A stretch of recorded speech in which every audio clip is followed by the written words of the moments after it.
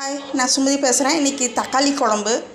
நல்லா சின்ன வெங்காயம், பூண்டு இதெல்லாம் நல்லா எண்ணெயில் வேக வச்சுக்கணும். வரமிளகாயும் போட்டு நல்லா வேக வச்சிட்டோம்னா நல்லா பொன்னிறமாக வர நல்லா வேக வச்சுக்கலாம். வேக வச்ச ஒரு கொத்தமல்லி, சீரகம், பட்டை, சோம்பு, கசகசா, பட்டை இது எல்லாத்தையும் போட்டு இது வேக வச்சுக்கலாம். தக்காளி பழம் கட் பண்ணி உள்ளே நல்லா தக்காளி பழம் நல்லா இப்படி நல்லா வேகிற அளவுக்கு நல்லா.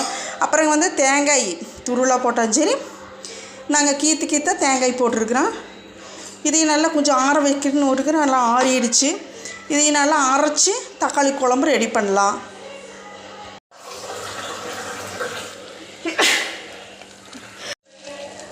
சரிங்க, குழம்பு தாளிச்சு விட்டாச்சு.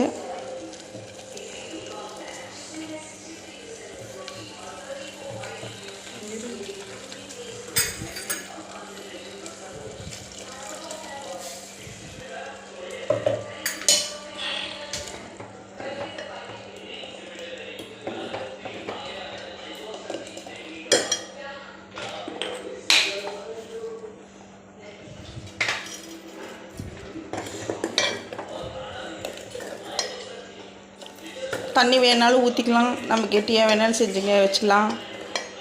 குழம்பு ரெடி ஆயிடுச்சு. நல்லா கொதிக்கிட்டு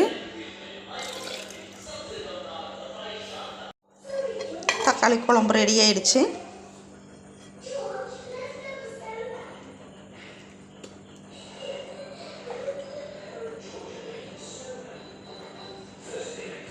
சப்பாத்திக்கு, இட்லிக்கு